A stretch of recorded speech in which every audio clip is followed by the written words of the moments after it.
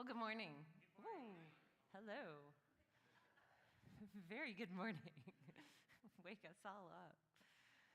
Welcome to Plymouth United Church of Christ, where no matter who you are, where you are on life's journey, you are welcome here.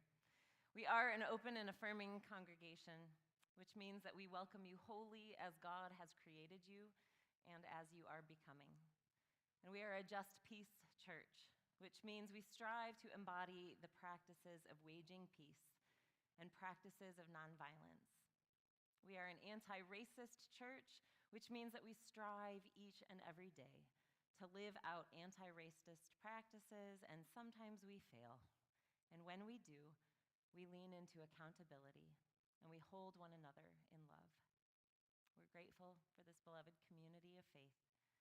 Whether this is your first time worshiping with us, whether you are, this is your home church, whether you are joining us online or here in person, we welcome you. So we'll begin with an opportunity for a few announcements. I don't see a lineup here, but I'm going to start with a first brief announcement and just say Happy Pride Weekend. Here, it's kind of been Pride all month, of course, but Grand Rapids Pride was yesterday. And for those who were here a week ago or who listened to Jeff Chu's sermon, he spoke a lot about seeds and about the evidence of a seed is that there is something that has died and something that has the potential to grow. And yesterday was such an opportunity to see that in action, as the Plymouth booth did not happen, as some of you are aware. Maybe you heard that. But instead, Plymouth Council chose to gift that space to the Blessings at Pride booth. And I will tell more about that later in this service, but it was just a beautiful opportunity to see people of all stripes, every kind of person come by and receive blessings and affirmation of who they are. That said, it was a 12-hour day on my feet, and so I don't know what's going to happen today during this service, and it might be a little bit wild and woolly, but we will get through it together, and I thank you for being here. Are there any other announcements from anyone today? Yeah, do you want to use the mic?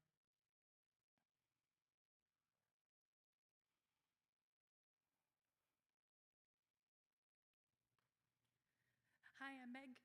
Craft group is today. I made it. And I have a stash of extra stuff because many crafters just accumulate stuff or get given things. So if you're interested but don't know where to start, or you forgot your craft but you want to hang out, it's like extended fellowship time. Grab your coffee and whatnot. And then we're in the little room with the table and the good chairs. So come hang out whether you have a craft or not.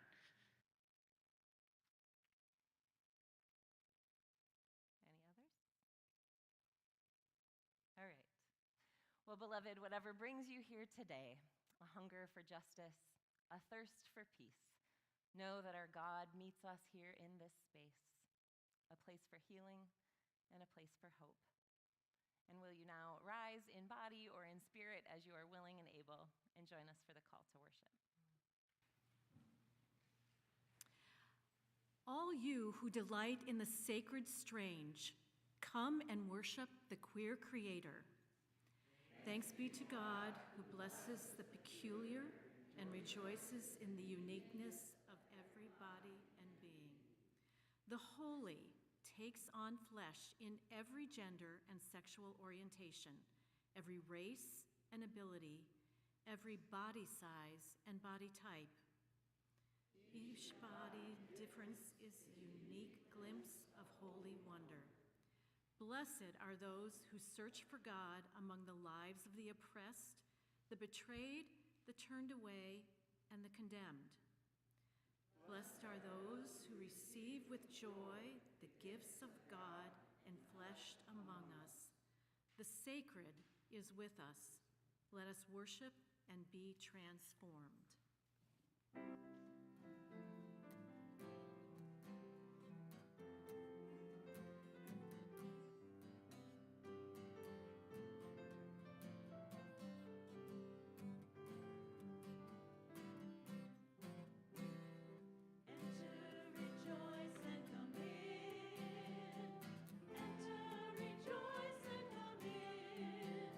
Today will be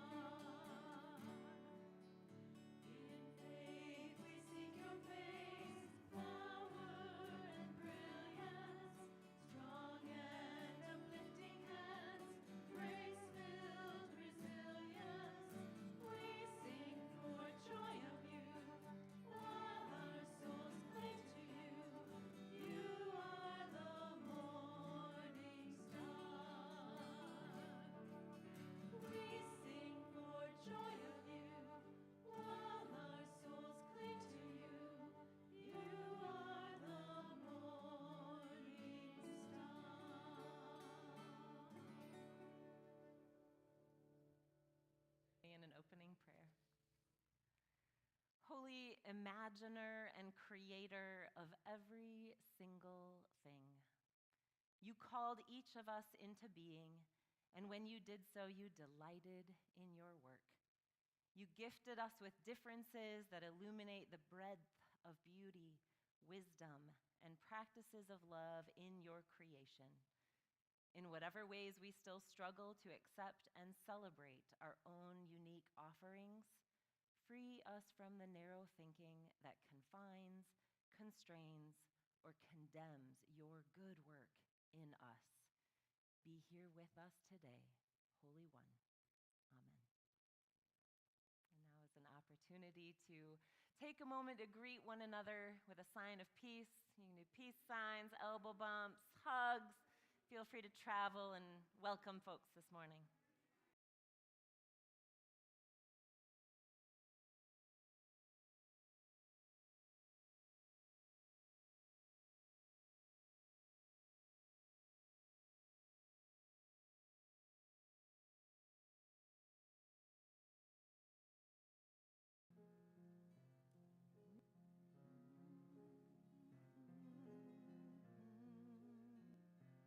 We are all one family, you and I.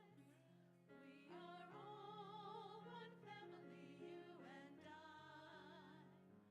Though we come from many places and we all have different faces, we are all one family, you and I.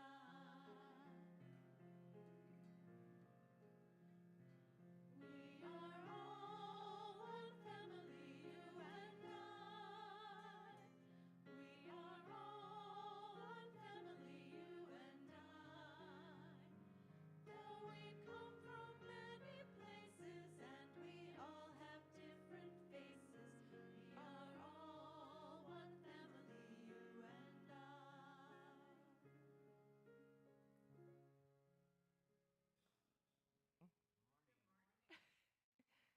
See anything strange? Oh, great shoes. Wow, thank you.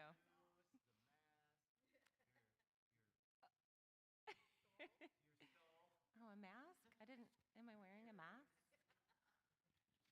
See if it's messing up my microphone. Anybody like to dress up? Wear a mask sometimes? Or a costume? Yeah. Especially on Halloween. Absolutely. Sometimes just randomly. Yeah. Me too. Clearly. Does anybody want to borrow this today? Because I think I have to take it off. When you wear a mask or a costume, how do you feel? Oh, do you want to try it?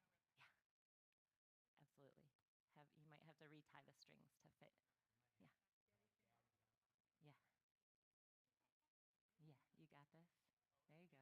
You look great. Go ahead. You can take your seat and just keep that on if you want.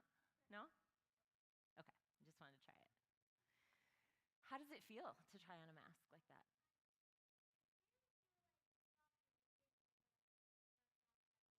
Yeah, that's right. It's soft on the outside with the feathers, but not so much on the inside. Yeah. What's that?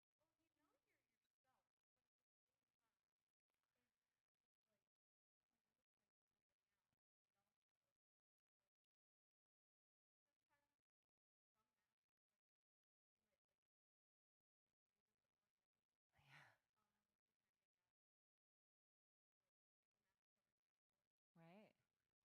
Right. Yeah.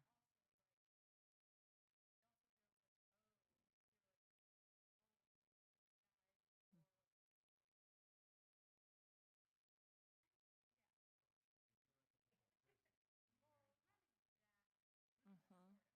So if anybody can't hear, what Sam is saying is that when you're wearing a mask, like you still feel like yourself, but also you kind of feel like somebody else, right? And there's some kind of wiggle room in there of sometimes you feel different, but sometimes maybe you feel even more like yourself. Yeah, yeah. You look like a bird in the mask. This one, yeah, kind of. Definitely, the feathers. Well, I wanted to read a poem today, and I've got a slide so that the adults can see the picture too. I'm going to scoot forward here. Do you know this poem? Have you seen this poem?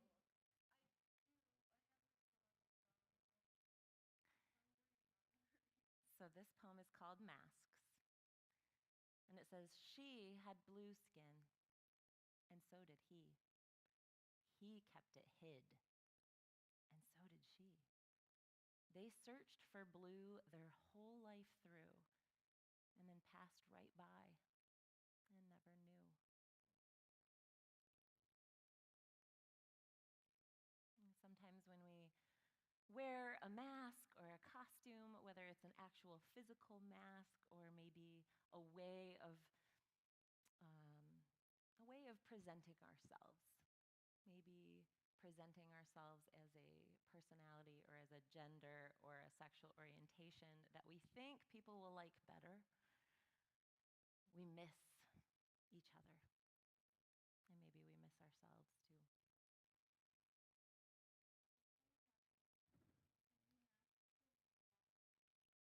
Sometimes what?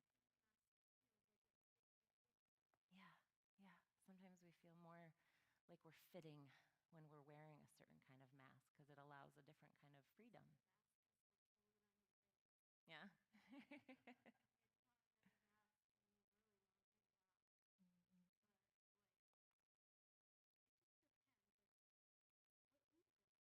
Mhm, mhm, mhm,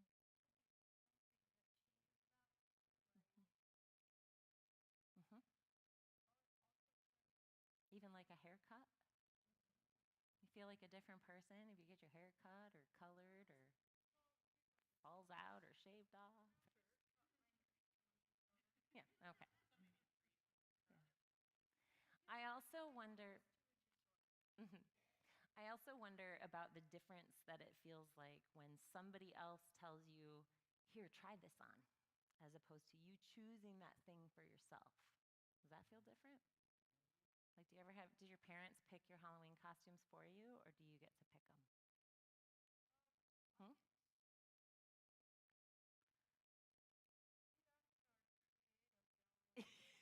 I don't doubt it. I don't doubt it. It can be a collaborative, right? It can be both.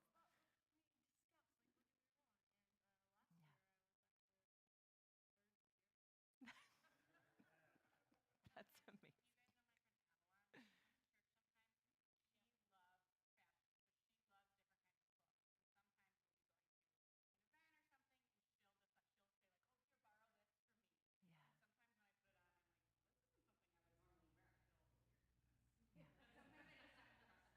Yeah, yeah, yeah. Sometimes people have great ideas that we didn't know we would like that thing until they offered it to try it on. But sometimes we try it and we go, no, not for me, not for me. All right. Well, for me, this weekend in particular, with it being Pride, it's just a reminder that we are all super, super, super different inside, outside, what we like to wear, who we are in the world, and that no matter who we are, whatever costume or mask we wear that helps us to hide a little bit to keep us safe, or that helps to free us to be who we are, that God knows us completely, that we are completely wholly loved. Um, and it's a good reminder that we can practice seeing each other, whether or not we're wearing masks. So, will you say a prayer with me this morning? Creative, imaginative God, help us to see through your vision, to know ourselves more truly, and to know others for who they are, to love and affirm the beauty that you have created them all to be, and us as well. All this in your name. Amen. All right. You're free to go to Sunday sessions with Flora.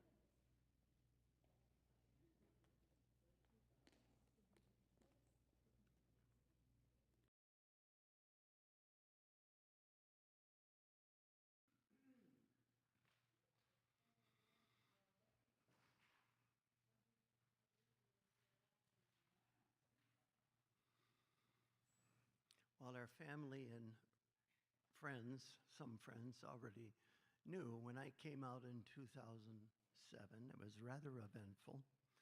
I lost a job as associate professor and assistant dean in the Christian university that I was teaching at. We had a church let me know that I was no longer welcome there. And the local paper picked up and wrote a story that later won some awards. The Associated Press picked it up, and the story went from coast to coast and around the world through the Associated Press. I ended up hearing from people on 6 different continents. No one from Antarctica wrote me, but that had some consequences. And that story going out, I did 100 media interviews, over 100, in 2007, including Christianity Today, Wall Street Journal, Newsweek, Fox News, radio and TV. It was a busy year. That notoriety came with some consequences as well. Negatively, I received a lot of hate mail and some death threats, most of which I was not too concerned about. But it also came with some positive things. I was embraced by a caring, loving,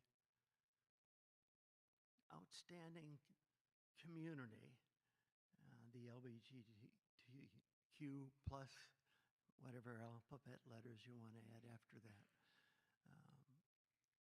And it just felt so warm and so friendly. That also had some consequences. The notoriety allowed me to do some things that others might not have been able to do. I helped organize the first ever Jackson Pride, and spoke to a crowd that the police estimated it to be about 10,000 from the steps of the state capitol for Lansing Pride. We tell our stories in part so that others can have courage and hope and share, and that's what Pride Month is all about. But I want to share a Father's Day Pride moment. We still celebrate Father's Day. I was the father of 3 boys, and they wish me happy Father's Day, and I don't mind that. I don't like it when they call me dad in public, and they try not to, but sometimes they do. But this Father's Day, I got some new shoes as a gift, and I'm wearing them this morning. But in the card that Joanne gave me, she wrote this, and I'm sharing it with her permission. I realize there is another layer to your parenting which is not acknowledged in this card. The daunting task of modeling manhood for your sons, all the while needing to suppress who you knew yourself to be. What sacrificial love you gave your family. I posted that on a Facebook page called, a Facebook group called Transgender People and Their Families. And one of the responses I got read like this. Professor Nemechek, allow me to wish you a happy Father's Day. I was on the campus during the kerfuffle that outed you. I remember the conflicted conversations I had at the time with students and faculty, trying to understand something that really wasn't our business at all. But it was example like yours and another professor that helped me when my spouse came out 3 years ago. I'm very happily married to my male to female wife, and it's because of the bravery you had to stand up for yourself, those not able to, against those very same conversations. That's why I celebrate Pride. We never know the consequences of what will happen when we tell our stories, and Pride does that. The embracing by that community came with a good deal of hope and courage and community, kind of like church should be.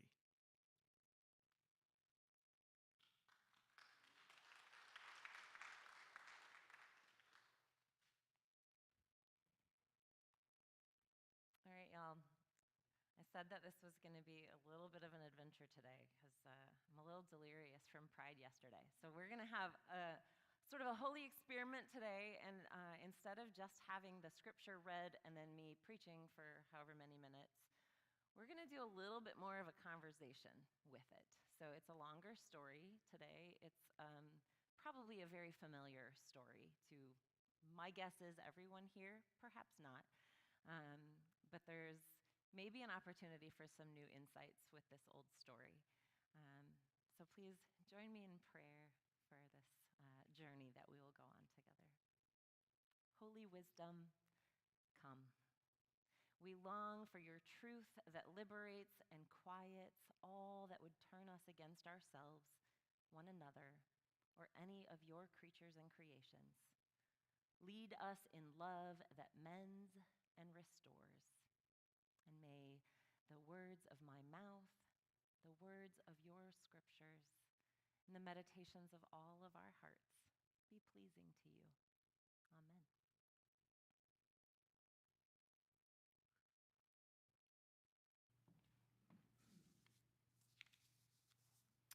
Our reading today is taken from 1 Samuel chapter 17.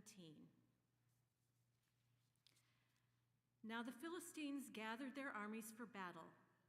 They were gathered at Soka, which belonged to Judah, and encamped between Soka and Azekah in Ephesdammim. And there came out from the camp of the Philistines a champion named Goliath of Gath, whose height was 6 cubits and a span. He had a helmet of bronze on his head, and he was armored with a coat of mail. The weight of the coat was 5,000 shekels of bronze. He had greaves of bronze on his legs and a javelin of bronze slung between his shoulders. The shaft of his spear was like a weaver's beam, and his spear's head weighed 600 shekels of iron. And his shield bearer went before him. He stood and shouted to the ranks of Israel, "Why have you come out to draw up for battle? Am I not a Philistine, and are you not servants of Saul? Choose a man for yourself and let him come down to me. If he is able to fight with me and kill me, then we will be your servants. But if I prevail against him and kill him, then you shall be our servants and serve us." And the Philistines said, "Today I defy the ranks of Israel. Give me a man that we may fight together." When Saul and all of Israel heard these words of the Philistine, they were dismayed and greatly afraid.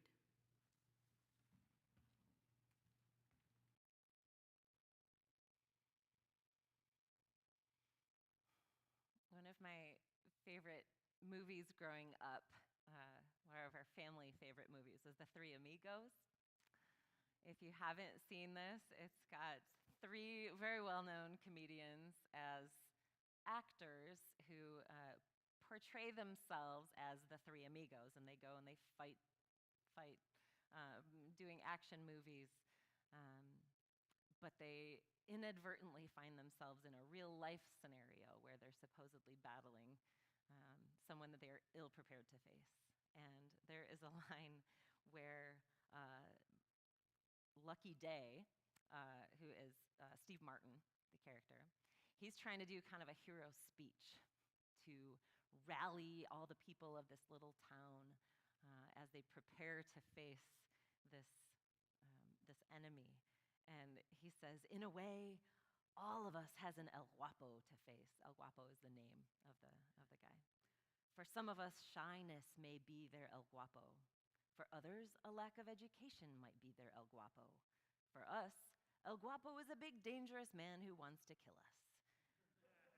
But as sure as my name is Lucky Day, the people of this town can conquer their own personal El Guapo, who also happens to be the actual El Guapo." And it's absurd. And it reminded me so much of this first passage. All of the listing off of the bronze and the cubits and the mail and the weight of everything. And like, it's just so much posturing to make this enemy seem formidable, this actual enormous giant, this champion who's got armies behind him.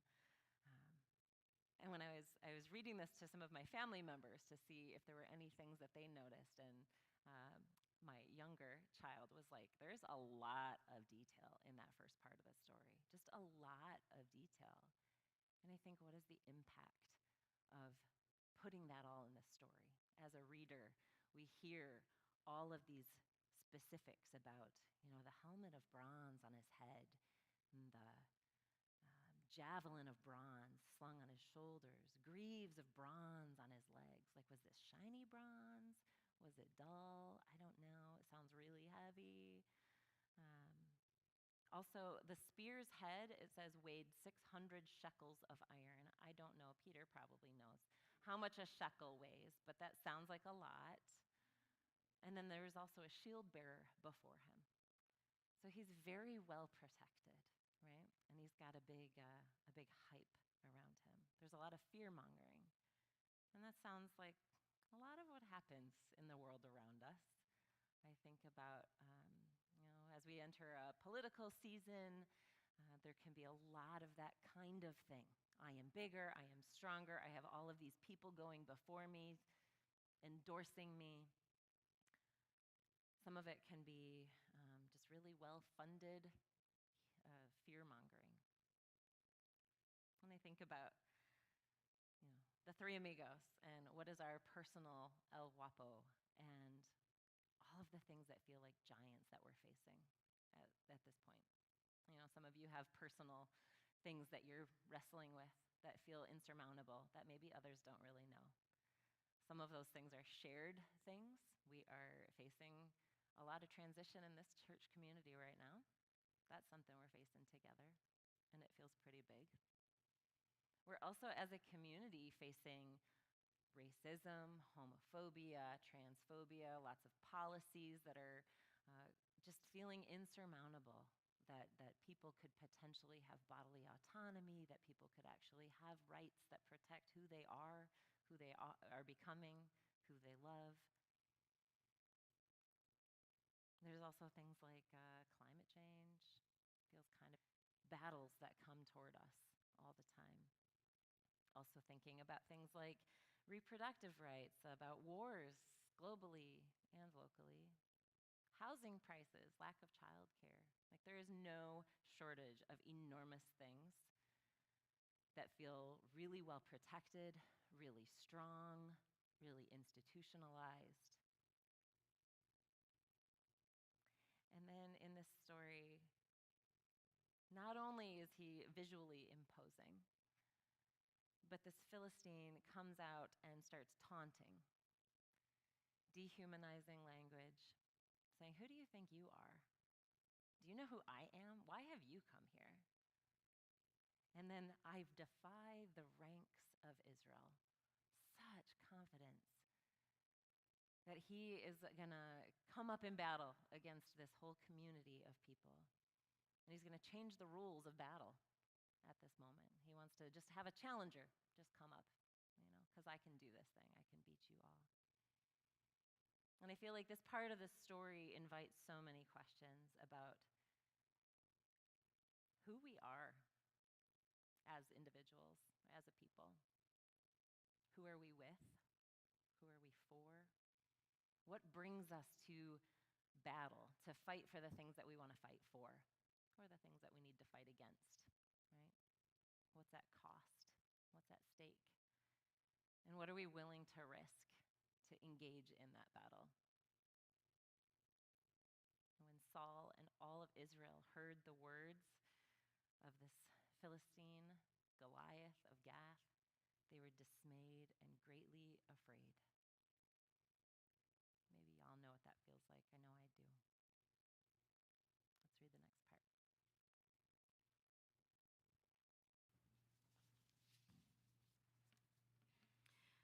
Now Saul and they and all the men of Israel were in the valley of Elah fighting with the Philistines. David rose early in the morning, left someone in charge of the sheep, took the provisions, and went as Jesse had commanded him. He came to the encampment as the army was going forth to the battle line, shouting the war cry. Israel and the Philistines drew up for battle, army against army. David left the things in charge of the keeper of the baggage, ran to the ranks, and went and greeted his brothers. As he talked with them, the champion, the Philistine of Gath, Goliath by name, came up out of the ranks of the Philistines and spoke the same words as before, and David heard him. David said to Saul, "Let no one's heart fail because of him. Your servant will go and fight with this Philistine." Saul said to David, "You are not able to go against this Philistine to fight with him, for you are just a boy, and he has been a warrior from his youth." But David said to Saul, "Your servant used to keep sheep for his father, and whenever a lion or a bear came and took a lamb from the flock, I went after it, and I struck it down, rescuing the lamb from its mouth. And if it turned against me, I would catch it by the jaw, strike it down, and kill it. Your servant has killed both lions and bears, and this uncircumcised Philistine shall be like one of them, since he has defied the armies of the living God." David said, "The Lord, who saved me from the paw of the lion and from the paw of the bear, will save me from the hand of this Philistine." So Saul said to David, "Go, and may the Lord be with you."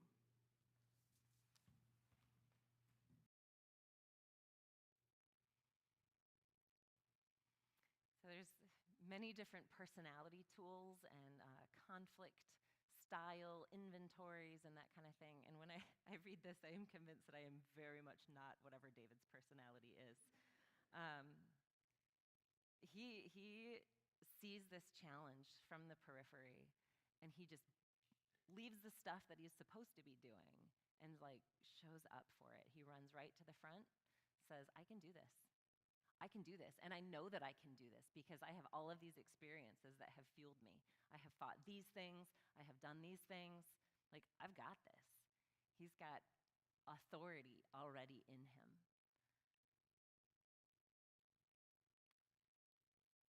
And those lessons come more difficultly and slowly for some of us, and some of us maybe never quite get there.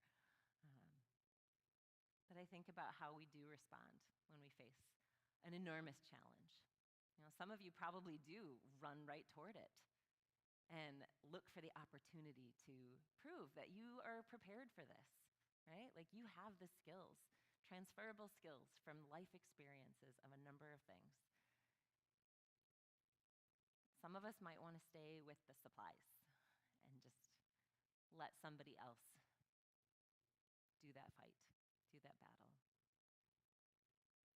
Some of us might try to recruit or strategize or delegate some others to get involved so that we can do some community organizing or otherwise democratize the process a little bit rather than just having it be a one-on-one battle. But I'm just curious about the way that we all respond, about whether we try to be the hero or we try to avoid it completely, try to navigate what our role is when these huge challenges come our way. There's so many GoFundMes for people who have legitimate needs, and I want to donate to all of them, right? There's so many campaigns to show up and so many opportunities to be at a booth at Pride or to be a letter writing campaign for some new policy or, there's things that pull us in all of these different directions, and there's so many good things. We had a leadership retreat, I don't know, a month ago or so, and We had all these papers on the wall just thinking about the Plymouth community and who we are, who we say that we are, and who we want to be. And there's so many things that feel important, and many of them that feel timely. And yet there's only so many of us and so much time, right? And so how do we navigate what thing feels like the most important thing to rush toward and where we maybe have to take a little bit more time? I'm also curious about the words that David says. Just as he kind of hypes himself, he clearly has so much confidence in himself. And then his last line, "The Lord who saved me from the paw of the lion and the paw of the bear will save me." So his confidence is well deserved, well rooted in his own experiences. And yet ultimately, he puts that on God. He's like, I know it's not only me, that it's God who has equipped me with these skills and who will be with me. Let's read the next part.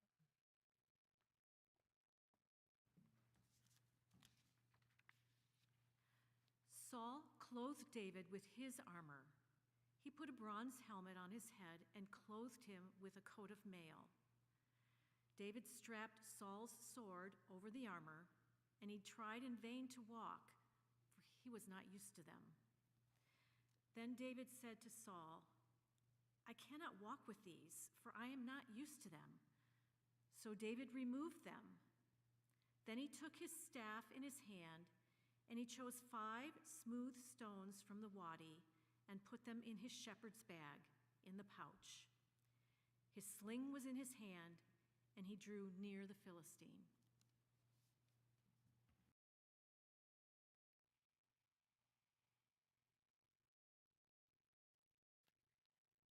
I'm convinced that David might have tried on the armor really just to make Saul happy. I think about wearing like a dress that mom wanted me to try on. Yeah. Try to fit this role as a soldier, David. This is what it looks like to go into battle, right? This is what you wear. This is how you posture.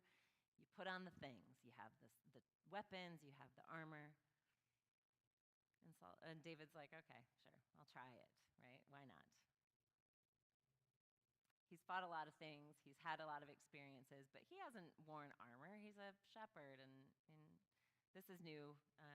So he's willing to try it out, willing to experiment with what it's like to perform this role in a different way. But he very clearly realizes, or maybe is reaffirmed, that it doesn't fit. It doesn't work. He's not used to it. He can't move in it. This is not the way that he's going to be. And it's absurd for him to try to be something that he isn't in this important moment. This is one of those stories that I've read hundreds of times, and probably many of you have as well. And this reading, as I was reading it this past week, this was the part that struck me the most as I was just imagining when David removed all of that armor and set it down. I imagine the sort of absurdity of him putting all of this stuff on and just trying to move.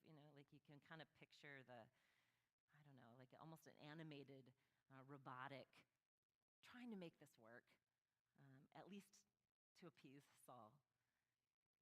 And then just almost ritually removing each piece of that armor, setting down the weapons.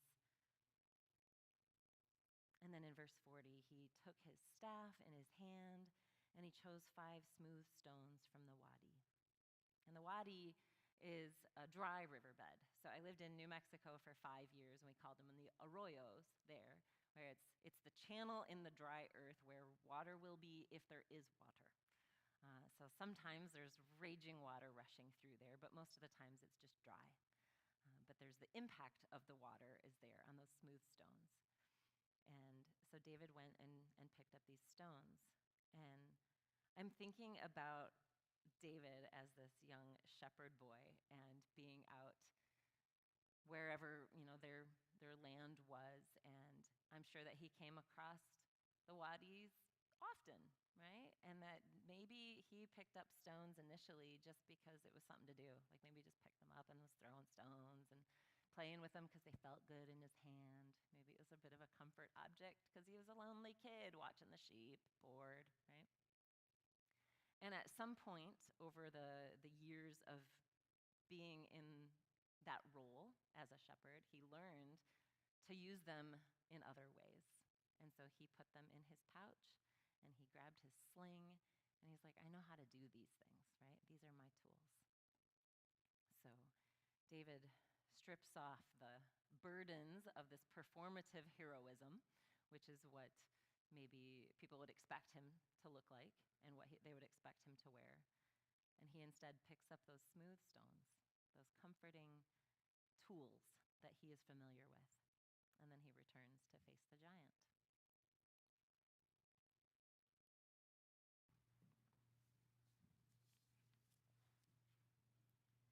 The Philistine came on and drew near to David with his shield bearer in front of him.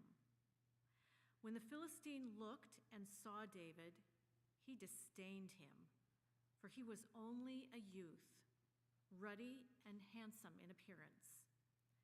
The Philistine said to David, Am I a dog that you come to me with sticks? And the Philistine cursed David by his gods. The Philistine said to David, Come to me, and I will give your flesh to the birds of the air and to the wild animals of the field. But David said to the Philistine, You come to me with sword and spear and javelin, but I come to you in the name of the Lord of hosts, the God of the armies of Israel, whom you have defied.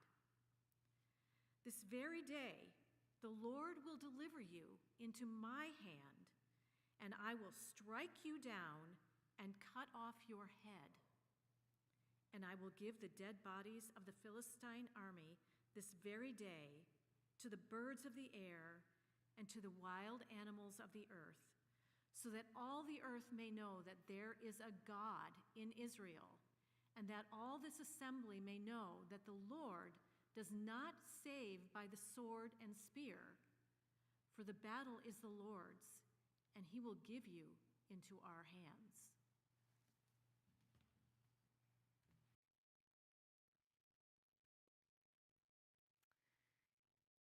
So Goliath of Gath comes out with all of his armor, as we'd heard about in great detail, as well as his shield bearer in front of him, an extra level of protection.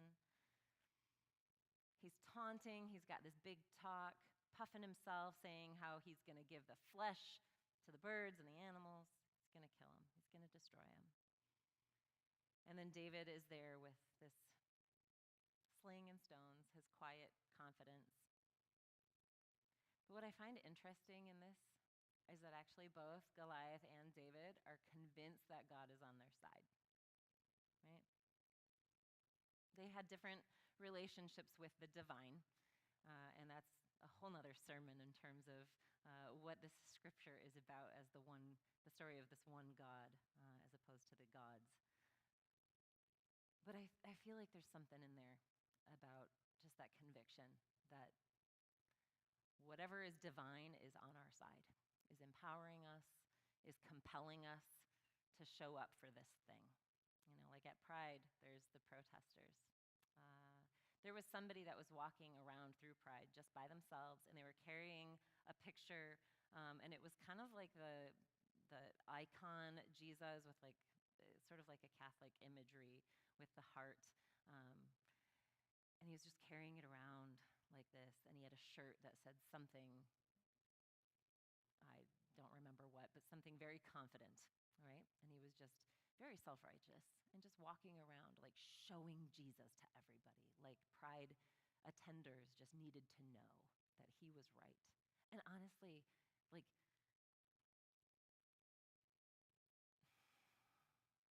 every person that was showing up, no matter what side they were on at Pride, in this story, in all of life, like we all think that we're the good guys, right? We all think that we're the heroes. We're the main character of our story that we're writing. And when we do bad things, we think that there are exceptions, or maybe we feel really, really terrible and we know that we did a bad thing, but we also know that we're good people, right? Like we made a mistake, or circumstances forced something really terrible.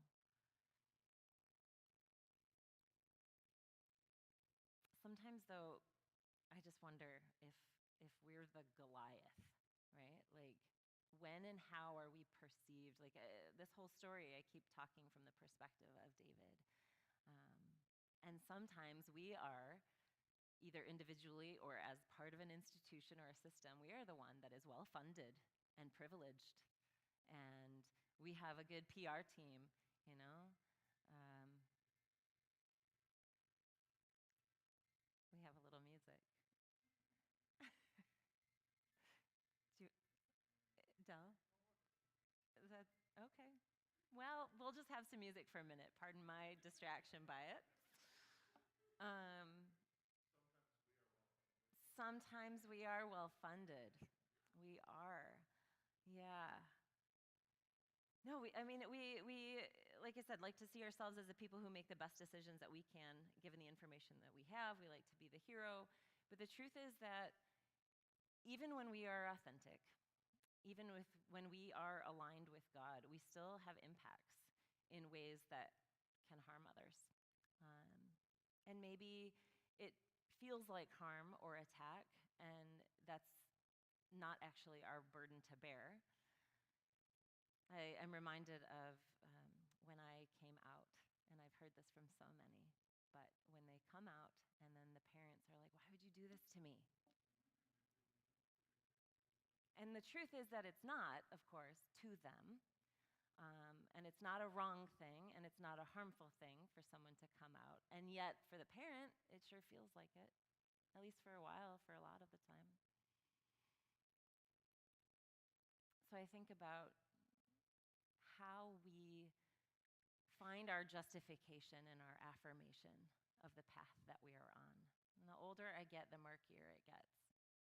I was raised, like maybe many of you, with a sense that there is a clear right and wrong, and that God kind of does things in this way, and if you align in this way, it's the right thing, and all will go well. But sometimes things fall apart anyway. And sometimes God is on the side, always actually, God is on the side of those who are being harmed, who are being oppressed. And yet that can also be intersectional. We can be both the well-funded, privileged Goliath, and also feel like the small shepherd who is relying on tools that are comforting in a context that things don't fit.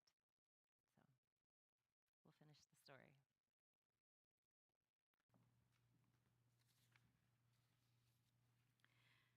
When the Philistine drew nearer to meet David, David ran quickly towards the battle line to meet the Philistine. David put his hand in his bag, took out a stone, slung it, and struck the Philistine on the forehead. The stone sank into his forehead, and he fell face down on the ground.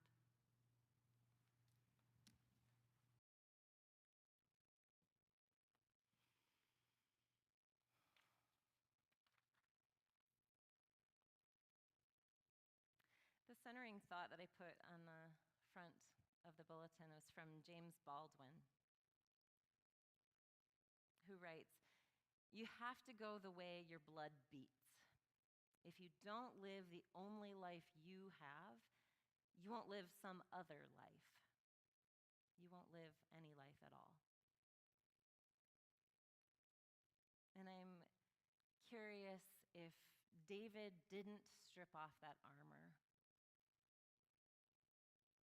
if he might not have had a life, right? Maybe he would have been killed in that battle.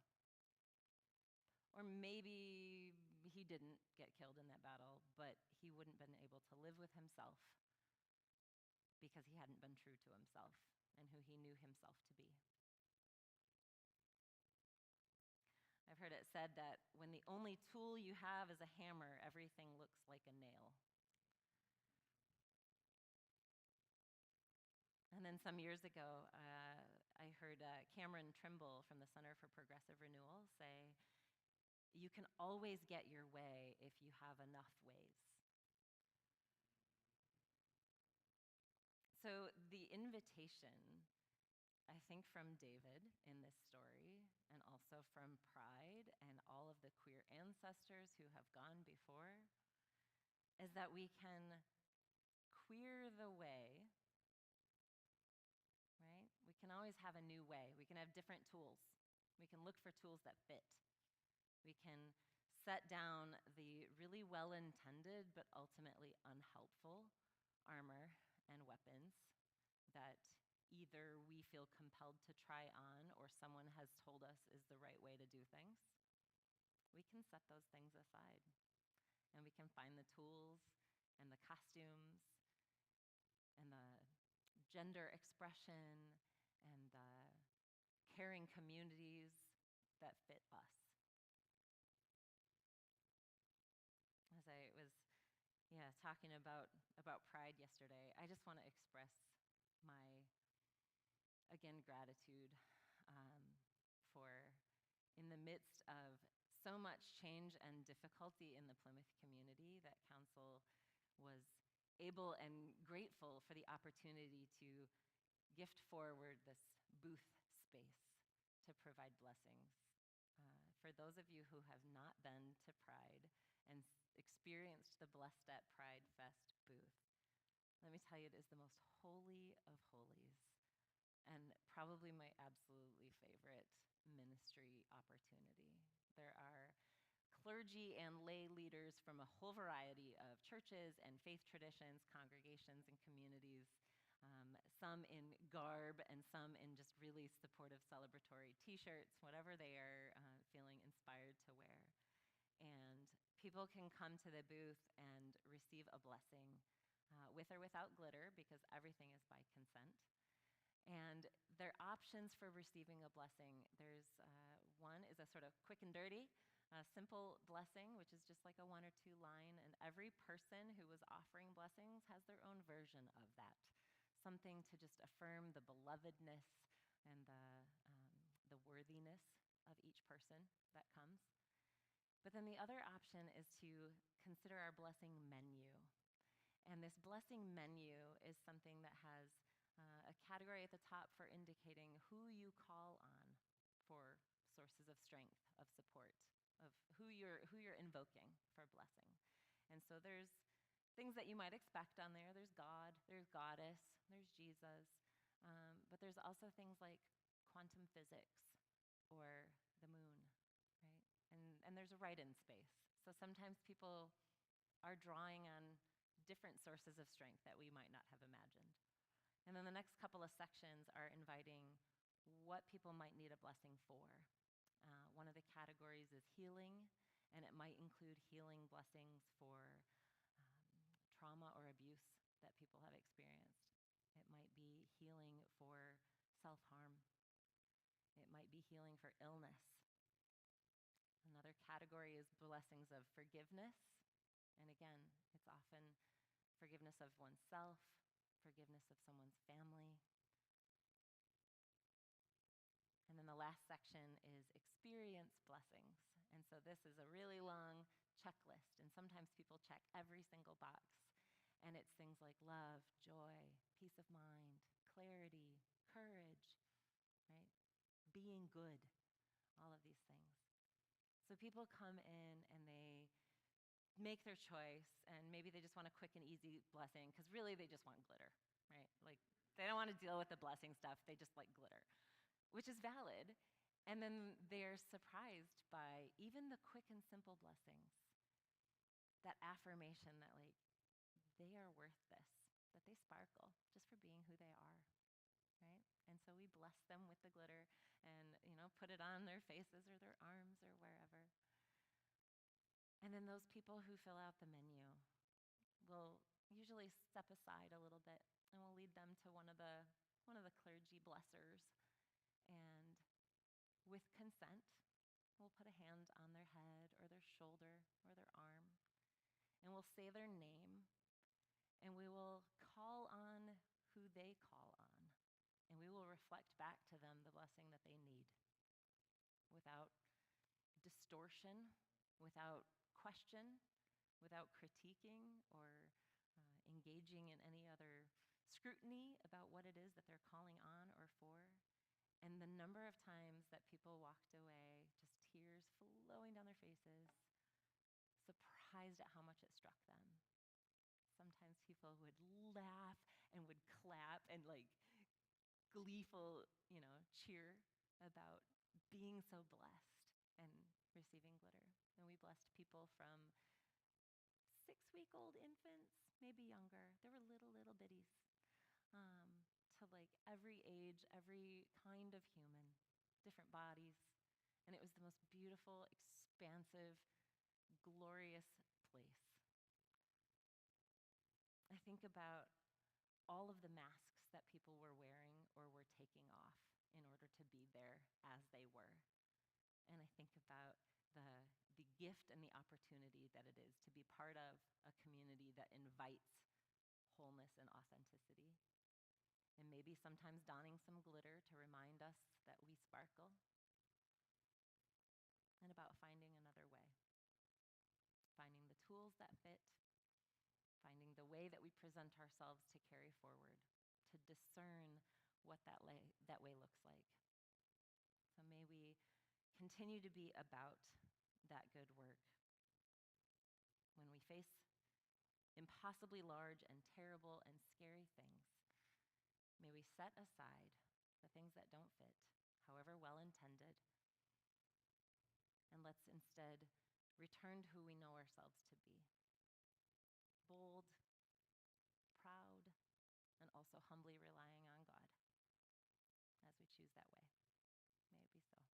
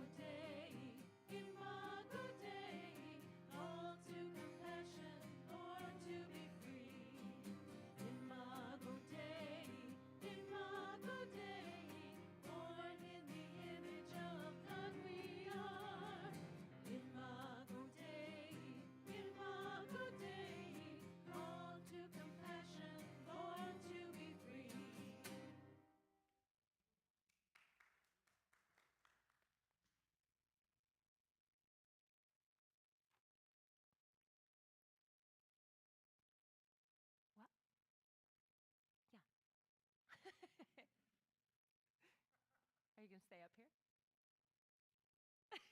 You do what you want to do. It's all good. All right, we have come to the time in our service to join together in a prayers for joys, concerns, to come together as a community, to lift up our joys and celebrations, to share them with one another, that we may celebrate together, and to share with each other our concerns and the burdens that weigh us down, that we may lighten the load by sharing it with one another. So if you would like to lift up any prayers, feel free to come up to the microphone, or you can speak out from where you are, and I will try to repeat it back for all to hear. Okay, great. Love it.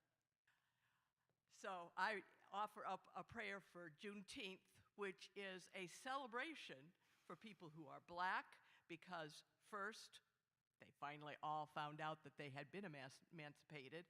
And secondly, fairly recently, we all found out it took a long time for them to find out. It is not a joy for people of the white variety, because we took a long time to learn that that happened, to care about the fact that it happened. And I think when you have the holiday of Juneteenth, we all need to pray to God that we find continued growth. I don't say we haven't had it so far, but continued growth in how we bring people of color into our community and recognize what they have suffered because of us. Amen. And say, God, in your mercy, hear our prayer. Kylie.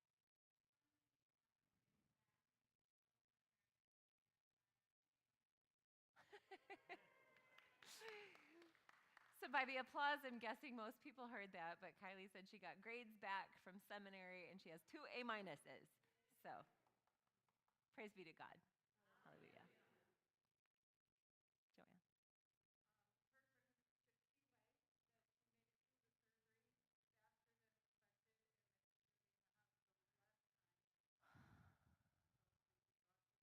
Absolutely. Joanne lifts up prayers for Chikiwe, who made it through surgery, and everything it went more quickly and better than expected.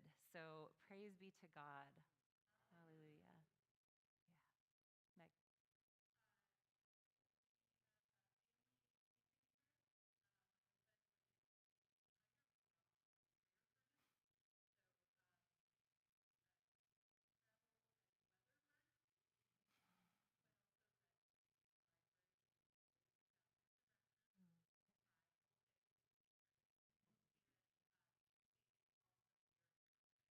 Meg.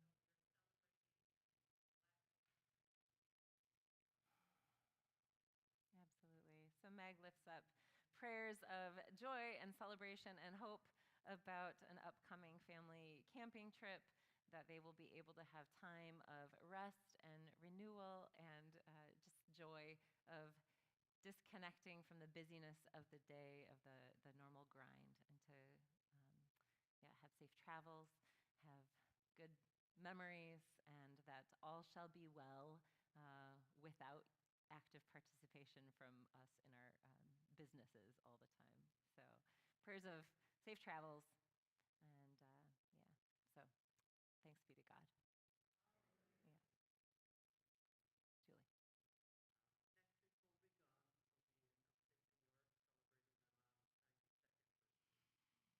Julie. Wow. Yeah. Absolutely. So Julie lifts up prayers for hoping for safe travel as they go up next week, and we'll be away next weekend to celebrate a 92nd birthday of Julie's mother. So we'll say both thanks be to God, Hallelujah, for her life and for that celebration, and also God, in your mercy, prayers for safe travel. Yes, Hollis. I'd like to lift up my niece and her fiance. The fiance's brother was driving his 2 children home from a swimming lesson at 11 o'clock last week, and was rear-ended by a drunk driver, and the 4-year-old was killed.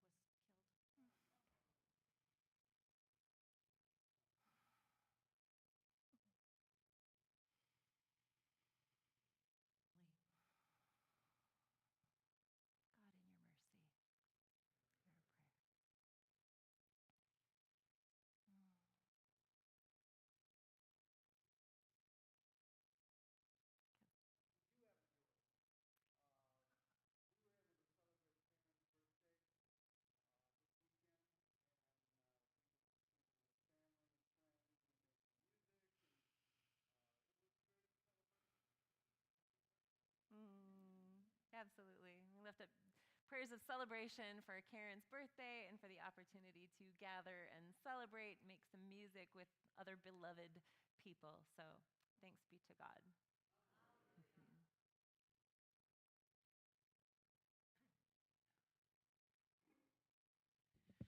This blessing, I want to lift up Bethany Joy when you are such a blessing to everybody here and a friend to everyone. And me as a congregant, I'm glad I got to know you and the wonderful person you are to everyone.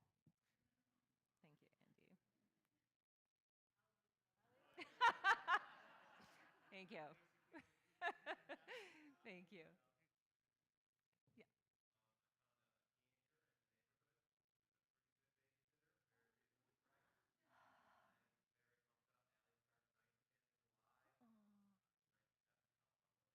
Absolutely, absolutely. Prayers of thanksgiving for this wonderful, responsible, available teenager to be extra help as family transitions and just navigating in community. So thanks be to God.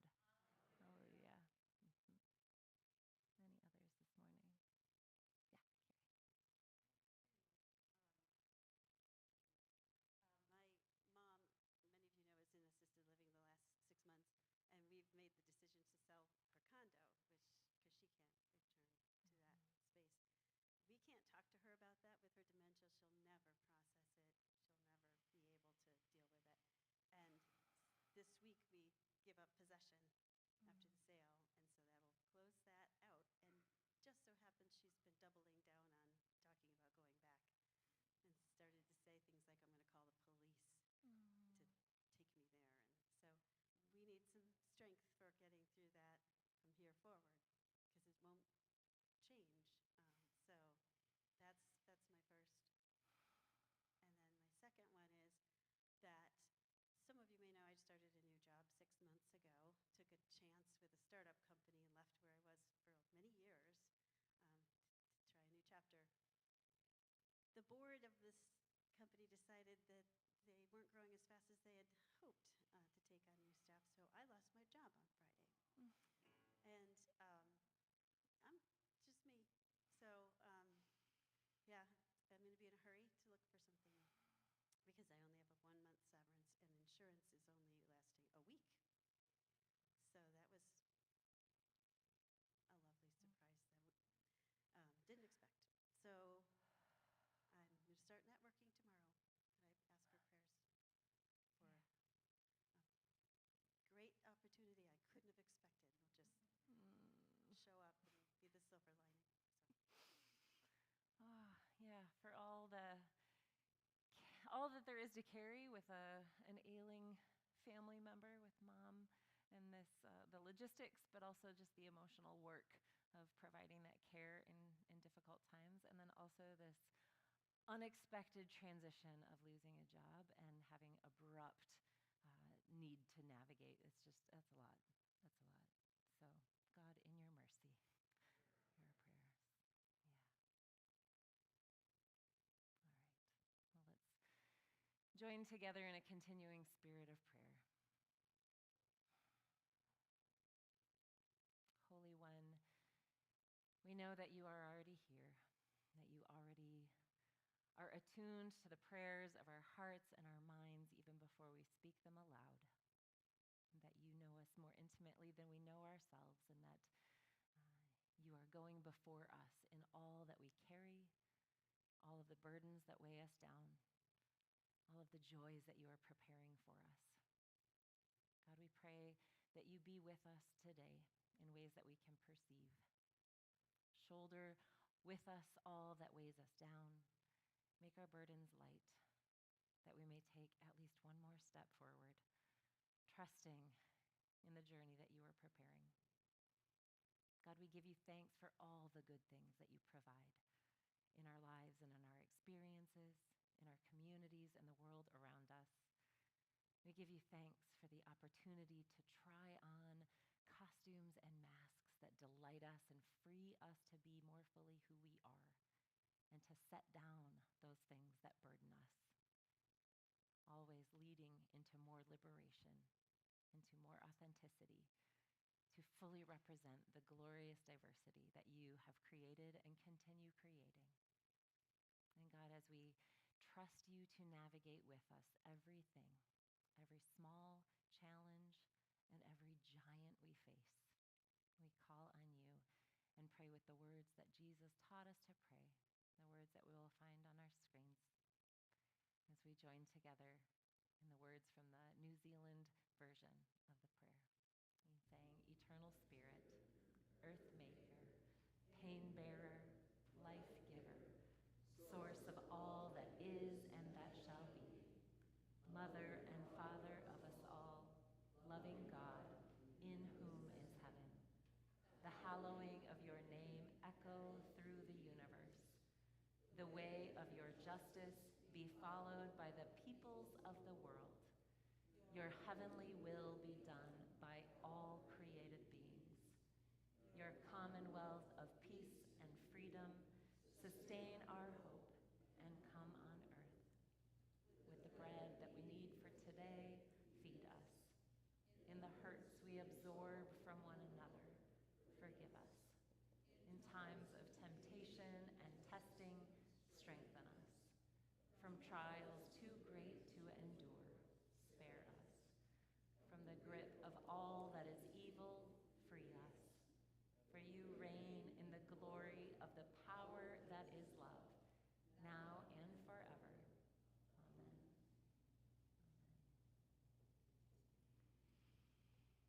And as our deacons, ushers, what do we call you? Ushers. Come forward with the offering plates. It's a reminder that since the very beginning, the church has been and has been meant to be a place of chosen family, a community of outcasts and outlaws, dreamers and prophets, humble disciples of love. And in the company of the divine presence, we create belonging and we nurture justice. So with gratitude for the sacred labors of love in this place, we remember that we bring our offerings in many ways. We bring our offerings to God and to one another, to the furtherance of the vision of this community as aligned with God's intention. And so as you depart today, feel free to deposit your money into the offering plates. We also have opportunities to pay online. And we also lift up and celebrate all of the ways that you give of your time, of your talent, of all of who you are for the furthering of this community of love. So thanks be to God. And join me in a moment of blessing prayer. Holy One, we give you thanks for the gifts that you have blessed us with, that we may give those back forward into all that you intend to bless and affirm and celebrate the good work, the co-creation that we are involved with as building your community of care and love in this time and place. God, be with us as we pour out our gifts. Bless them to your good work. Amen.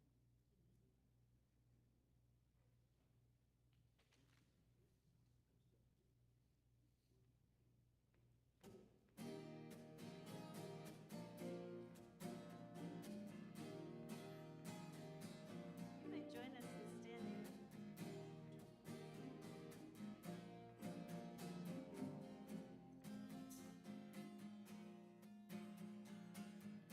Draw the circle.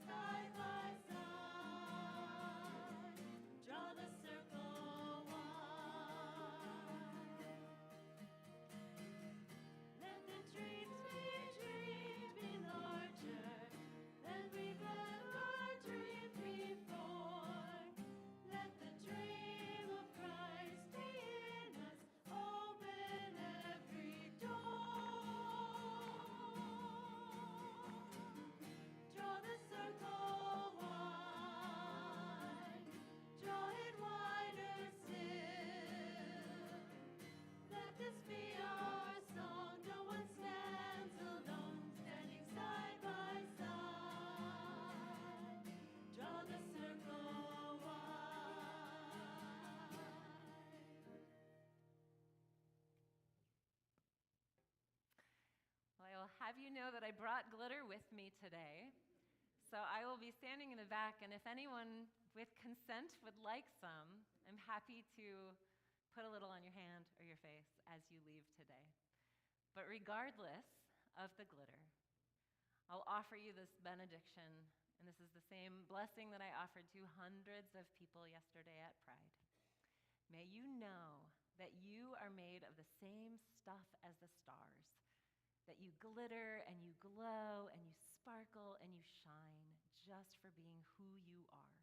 May you know that you are a blessing. May you go forth to bless others. May it be so.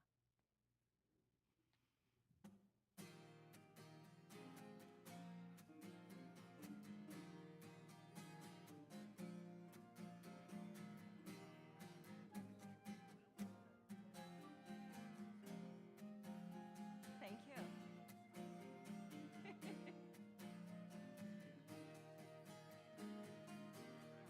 Okay, that's great.